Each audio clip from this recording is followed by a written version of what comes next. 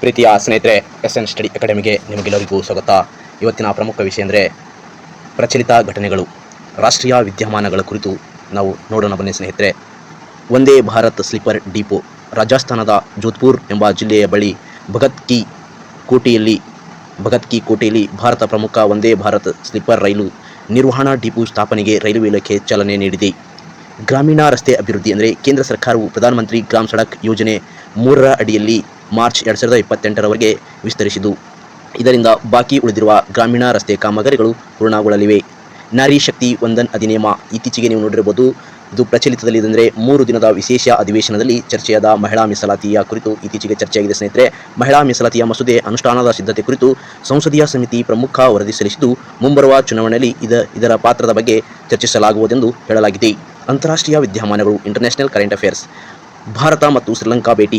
ಭಾರತದ ಉಪರಾಷ್ಟ್ರಪತಿಗಳು ಮತ್ತು ಶ್ರೀಲಂಕಾವನ್ನು ಪ್ರವಾಸ ಕೈಗೊಂಡಿದ್ದಾರೆ. ಅಂದರೆ ಭಾರತ ಉಪರಾಷ್ಟ್ರಪತಿಗಳು ಏನು ಮಾಡಿದಾರಪ್ಪ ಅಂದರೆ ಇತ್ತೀಚೆಗೆ ಶ್ರೀಲಂಕಾವನ್ನು ಭೇಟಿ ಮಾಡಿದ್ದಾರೆ. ಕೊಲಂಬೋದಲ್ಲಿ ನಡೆದ ದ್ವಿಪಕ್ಷೀಯ ಸಭೆಯಲ್ಲಿ ಸಾಗರ್ ಯೋಜನೆಯಡಿ ಭದ್ರತೆಗೆ ಒತ್ತು ನೀಡಲು ನಿರ್ಧರಿಸಲಾಗಿದೆ. ಹಾರ್ಮುಜ್ ಜಲಸಂಧಿ ಉದ್ವಿಗ್ನತೆ ಅಂದರೆ ಇತ್ತೀಚೆಗೆ ನೋಡಿರಬಹುದು, ಮಧ್ಯಪ್ರಾಚ್ಯ ದೇಶಗಳಲ್ಲಿ ಯುದ್ಧಗಳು ಆರಂಭಗೊಂಡಿವೆ. ಅದೇ ರೀತಿ ಈ ಹಾರ್ಮುಜ್ ಜಲಸಂಧಿ ಬಹಳ ಒಂದು ಪ್ರಾಮುಖ್ಯತೆಯ ಜಲಸಂಧಿ ಅಂತ ಹೇಳ್ಬೋದು.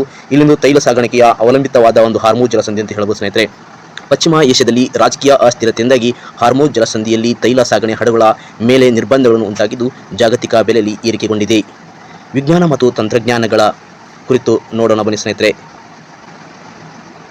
ವಿಜ್ಞಾನ ಮತ್ತು ತಂತ್ರಜ್ಞಾನ, ಸೈನ್ಸ್ ಆ್ಯಂಡ್ ಟೆಕ್. ಬಾಹ್ಯಾಕಾಶ ಸಂಶೋಧನೆ. ಚಂದ್ರನ ಮೇಲೆ ಶಾಶ್ವತ ನೆಲೆಯನ್ನು ಸ್ಥಾಪಿಸಲು ಮತ್ತು ಇಂಧನ ಅಗತ್ಯತೆ ಪೂರೈಸಲು ಮಿನಿ ಪರಮಾಣು ರಿಯಾಕ್ಟರ್ಗಳನ್ನು ಕಳುಹಿಸಲು ಯೋಜನೆಯನ್ನು ಪ್ರಮುಖ ಬಾಹ್ಯಾಕಾಶ ಸಂಸ್ಥೆ ಘೋಷಿಸಿದೆ. ಪರಿಸರ ವಿಜ್ಞಾನ. ರಾತ್ರಿ ವೇಳೆ ಸಂಚರಿಸುವ ಜೀವಿಗಳು ಕ್ಷೀರಪಥದ ಬೆಳಕನ್ನು ದಿಕ್ಸೂಚಿಯಾಗಿ ಬಳಸಿಕೊಳ್ಳಲು ಅಪರೂಪದ ವಿಜ್ಞಾನಿಗಳು ಪತ್ತೆ ಹಚ್ಚಿದ್ದಾರೆ.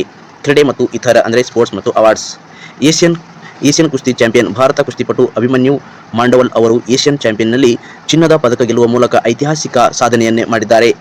ISSF ವಿಶ್ವಕಪ್. ಕೈರೋದಲ್ಲಿ ನಡೆಯಲಿರುವ ಜೂನಿಯರ್ ಶೂಟಿಂಗ್ ವಿಶ್ವಕಪ್ಗೆ ಭಾರತದ ಬಲಿಷ್ಠ ತಂಡವನ್ನು ಪ್ರಕಟಿಸಲಿದೆ. ಸ್ನೇಹಿತರೆ, ಇಷ್ಟ ಆದರೆ ಲೈಕ್ ಮಾಡಿ ಮತ್ತು ಸಬ್ಸ್ಕ್ರೈಬ್ ಮಾಡಿ, ನಿಮ್ಮ ಸ್ನೇಹಿತರಿಗೂ ಸಹ ಶೇರ್ ಮಾಡಿ ಅಂತ ಹೇಳ್ತಾ ಮುಂದಿನ ಪ್ರಚಲಿತ ಘಟನೆಗಳಲ್ಲಿ ಮತ್ತೆ ಸಿಗೋಣ. ಥ್ಯಾಂಕ್ ಯು, ಧನ್ಯವಾದಗಳು.